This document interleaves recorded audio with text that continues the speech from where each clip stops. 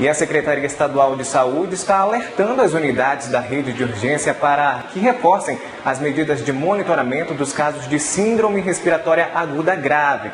A iniciativa tem como objetivo diagnosticar precocemente eventuais casos de H1N1. Segundo dados da Fundação de Vigilância em Saúde, o Amazonas tem somente um caso confirmado de H1 neste ano.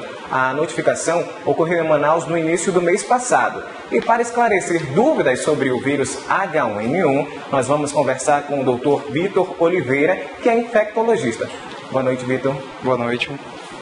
Em relação ao H1N1, as pessoas precisam ficar preocupadas com uma possível alastramento dessa doença aqui na região, uma epidemia? Bom, eu não diria uma epidemia, mas o vírus da gripe ele sempre tem esse potencial. Aqui na nossa região, o que favorece é o clima em relação a não ocorrer tantos casos como ocorre no sul e sudeste de clima mais frio, que favorece a persistência do vírus em certas superfícies. Mas, por exemplo, com esses climas chuvosos que a gente está tendo agora, isso ajuda a intensificar, por exemplo, a proliferação desse vírus? O que ajuda é que com temperaturas mais baixas e certa umidade, o vírus ele persiste por mais tempo na superfície, então isso pode favorecer de alguma forma. E de onde veio, por exemplo, o H1N1? O H1N1 ele começou, a grande pandemia dele foi em 2009. E os estados eles vieram de fora. Dos primeiros casos que tivemos aqui, eles foram importados até que o vírus passou a circular na nossa região, no nosso país. Em relação às grávidas, elas devem tomar mais cuidado com esse vírus, como, por exemplo, a gente sabe dos casos de microcefalia. Pode acontecer também com as grávidas em relação ao vírus H1N1? Bom, as grávidas ela pertencem ao grupo de alto risco, então elas todas devem ser vacinadas durante o período da campanha, mas não existe esse risco de microcefalia para o feto. O maior risco está na própria saúde da gestante, que durante o período de gravidez tem uma imunidade mais baixa, o útero, à medida que vai se prolongando a gestação, ele vai aumentando e a respiração vai ficando mais curtas. E isso, num caso de qualquer infecção respiratória, pode agravar no final da gestação até levar a um parto prematuro, por exemplo. E você falou em relação ao grupo de risco. Qual é esse grupo? Quais as pessoas que se enquadram dentro desse grupo? Os grupos de alto risco são as crianças de 6 meses a 5 anos, idosos acima de 60 anos, as gestantes, os pacientes que já possuem alguma doença de base, como asma, bronquiectasia, insuficiência renal, diabetes, insuficiência cardíaca, os profissionais de saúde, indígenas e a população carcerária, todos são considerados grupos de alto risco. E como a gente pode, por exemplo, conter esse contágio do vírus? A melhor forma de prevenir o contágio é através da higienização das mãos, água e sabão ou do próprio álcool gel a 70%, evitar cobrir a mão e a boca quando tossir com as mãos dessa forma, tentando fazer essa cobertura com o antebraço, para evitar que a gente contamine a mão e toque em outras pessoas. Evitar compartilhar talheres e utensílios domésticos, evitar lugares com muito aglomerado de pessoas e locais abafados, lembrar sempre de higienizar as mãos ao tocar em corrimão, apoios em ônibus. Se não conseguir isso, evitar levar a mão à boca e aos olhos. E as pessoas fazem muito isso, né? Elas não têm o costume, geralmente, de, quando saem de algum local, lavar a mão ou passar o álcool em gel, que também é um tipo de solução para isso. Sim, com certeza. Então as pessoas têm que se policiar e às vezes você está numa situação em que não tem como fazer isso de imediato, então evitar tocar a superfície e evitar tocar as mãos e os olhos depois, para não ter esse risco de levar o vírus até a boca ou os olhos. E em relação, a, por exemplo, a viagens, né? Se eu for fazer algum tipo de viagem agora lá para São Paulo, que é onde o vírus está tendo uma possível epidemia, está apresentando mais casos, eu preciso sair daqui vacinado para esse tipo de região ou não? Não, a vacina ela ainda está limitada no serviço público a essa população de alto risco. Então, se você não se enquadra dentro dela, no serviço público, apenas ao final da campanha, se sobrar lotes, eles fazem essa vacinação. Teria que buscar um serviço particular.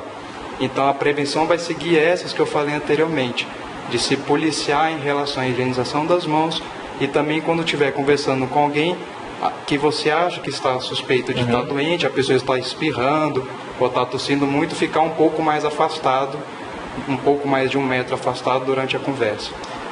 Agora, Vitor, não tem como a gente identificar como, se eu estivesse com H1N1, os sintomas desse vírus, ou é como se fosse uma gripe comum? Não, o sintoma da gripe... Eu tenho que ir ao médico para identificar isso aí? Preferencialmente buscar um médico, como eu falei, principalmente se você estiver naquela população de risco. Os sintomas do gripe comum, eles são um pouco mais brandos e um período mais curto. Já o H1N1, ele já tem uma febre mais alta, os sintomas deixam a pessoa mais abatida. Então, geralmente a tosse, a dor de garganta, tudo isso são sintomas e sinais que a gente pode identificar no paciente infectado. E em relação às mortes, porque a gente leu nos noticiários que há pessoas que morreram a respeito do vírus, mas é por causa do vírus ou porque a imunidade dela cai? Duas coisas favorecem nesse quesito. Tanto tem um fator do vírus, a virulência do próprio vírus no nosso organismo, mas você está certo, esse fator do hospedeiro, a imunidade dele influencia muito. Tanto é que a vacina ela é voltada para esse grupo, que supostamente tem uma imunidade mais baixa em relação aos outros. E aí favorece o vírus a causar quadro respiratório mais grave, como pneumonia, e a descompensar aquelas doenças que a pessoa já tem, como diabetes, insuficiência renal, levando em alguns casos também a aumentar os números de infarto, de AVC, nessa população que já tem essa predisposição.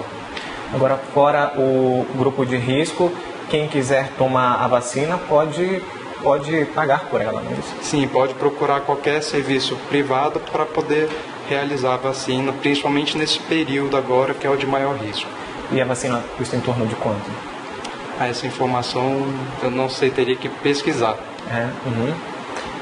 Em relação às crianças, quais os principais cuidados que as mães devem ter para o filho não ser contaminado?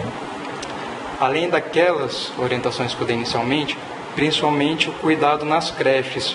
Então, sempre pedir que as pessoas que trabalham nas creches higienizem os brinquedos das crianças com álcool, com desinfetante, ao final de cada uma brincar ali, e que ela observe logo de cara se tem alguma tossindo para poder avisar a mãe e levar de início logo ao médico. Sim, parece um assunto assustador.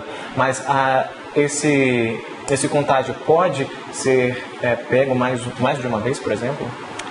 O vírus H1N1 especificamente, quando você tem contato com ele, você cria uma certa imunidade. O que acontece é que os vírus da gripe, eles fazem muitas mutações. Então, a pessoa pode, se ele ocorrer uma mutação, ela pode infectar de novo, mas num quadro mais brando. De regra, via de regra, o mesmo subtipo, não. Ela tem uma certa imunidade. O problema é que temos vários vírus da gripe circulando. O H3N2 também.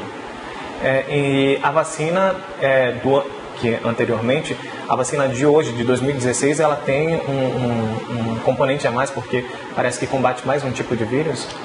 A vacina, tanto do ano passado e desse ano, ela protege contra o H1N1, ao H3N2 e ao vírus da influenza B. Todo ano ele modifica um pouco a vacina, às vezes porque, como eu falei, o vírus sofre uma mutação e às vezes é preciso fazer só um ajuste nesse sentido. Então, só para encerrar, qualquer tipo de tosse, de gripe ou suspeita de caso de H1N1, as pessoas podem procurar qualquer pronto-socorro da região. As pessoas devem procurar qualquer pronto-socorro, principalmente esse grupo de alto risco, febre de início súbito, com tosse, dor de garganta, procurar a unidade básica de saúde mais próxima e, se for possível, será encaminhada para as unidades de média e alta complexidade. Então, a gente conversou aqui com o Dr. Vitor Oliveira, que é infectologista. Muito obrigado pelos esclarecimentos e uma boa noite. Boa noite.